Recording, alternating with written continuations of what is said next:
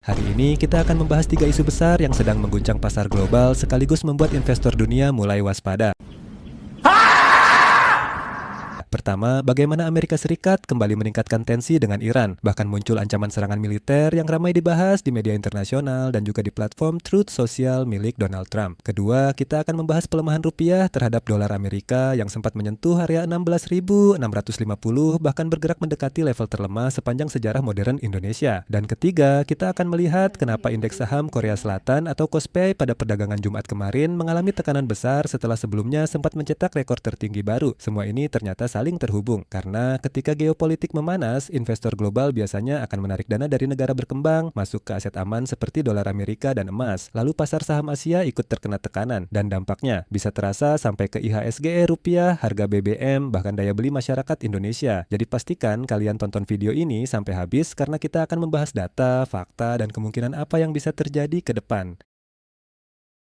Ketegangan antara Amerika Serikat dan Iran kembali meningkat dalam beberapa minggu terakhir. Presiden Amerika Serikat Donald Trump mengeluarkan pernyataan keras melalui platform Truth Social dengan mengatakan bahwa the clock is ticking, atau dalam bahasa Indonesia, waktu terus berjalan. Trump juga mengatakan bahwa Iran harus segera mengambil keputusan atau konsekuensinya akan sangat besar. Beberapa media internasional bahkan melaporkan bahwa Trump mengancam serangan lebih keras terhadap Iran jika negosiasi gagal. Isu utama dari konflik ini berkaitan dengan program nuklir Iran, jalur minyak di Selat Hormuz, dan keamanan Timur Tengah. Selat Hormuz sangat penting karena sekitar 1/5 pasokan minyak dunia melewati jalur ini. Kalau sampai terjadi perang terbuka, harga minyak dunia bisa melonjak sangat tinggi. Dan ini yang membuat pasar global mulai ketakutan. Beberapa laporan bahkan menyebut Trump sempat mengancam infrastruktur Iran dan memperingatkan bahwa Iran akan dihantam sangat keras. Iran sendiri juga memberikan respons keras. Pemerintah Iran menyatakan siap melakukan balasan jika Amerika melakukan intervensi militer langsung. Jadi saat ini dunia sedang melihat dua kekuatan besar saling memberikan tekanan. Kalau perang benar-benar terjadi, ada 3 dampak besar. Pertama, harga minyak naik karena Timur Tengah adalah pusat produksi minyak dunia. Investor takut distribusi minyak terganggu. Kedua, investor lari ke aset aman. Biasanya, investor akan membeli dolar Amerika Serikat, emas, obligasi Amerika. Ketiga, emerging market terkena tekanan termasuk Indonesia karena dana asing keluar dari negara berkembang. Dan inilah yang mulai terlihat sekarang.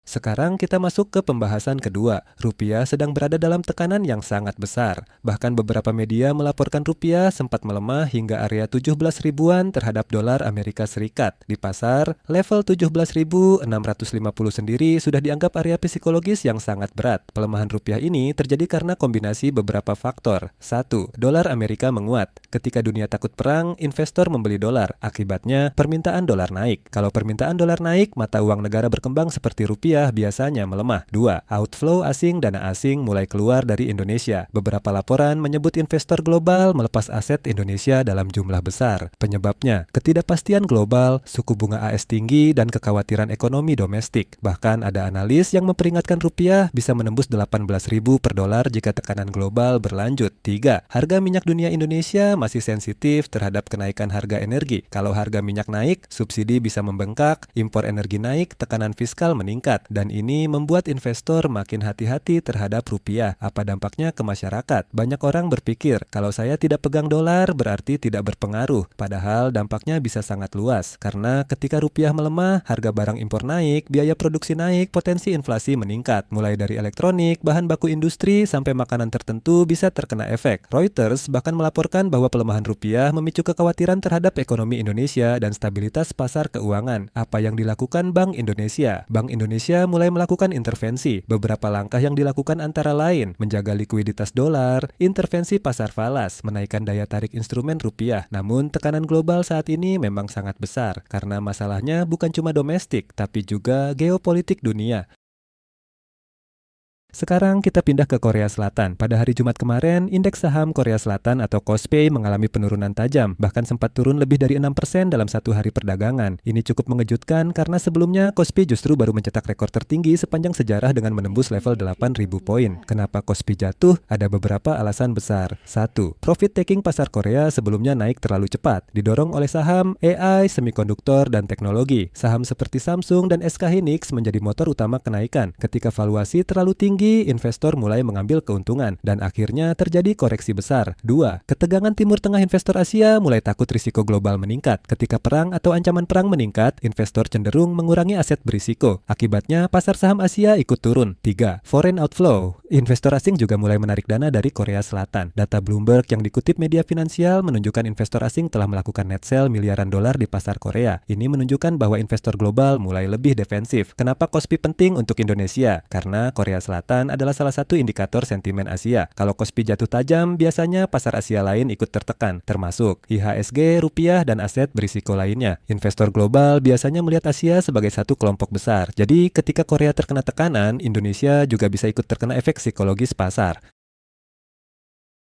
Sekarang coba kita gabungkan semuanya. AS mengancam Iran, pasar takut perang, harga minyak naik, investor membeli dolar, dana asing keluar dari emerging market, rupiah melemah, pasar saham Asia turun, dan KOSPI menjadi salah satu contoh nyata bagaimana pasar bisa berubah sangat cepat hanya karena geopolitik. Apa yang harus diperhatikan investor? Ada beberapa hal penting. 1. Pergerakan harga minyak. Kalau minyak terus naik, tekanan ke Indonesia bisa makin besar. 2. Kebijakan The Fed. Kalau suku bunga AS tetap tinggi, dolar bisa tetap kuat. 3. Respons Iran dan Amerika. Ini faktor terbesar. Kalau konflik mereda, pasar bisa rebound cepat, tapi kalau eskalasi meningkat, volatilitas kemungkinan semakin tinggi. Dampak ke IHSG kemungkinan akan menghadapi tekanan jangka pendek jika rupiah terus melemah, outflow asing meningkat, dan konflik geopolitik memburuk. Namun, ada beberapa sektor yang justru bisa diuntungkan. Sektor komoditas karena harga energi naik, sektor emas karena emas biasanya menjadi safe haven, saham eksportir karena pendapatan mereka berbasis dolar, sedangkan sektor yang sensitif terhadap impor bisa lebih tertekan.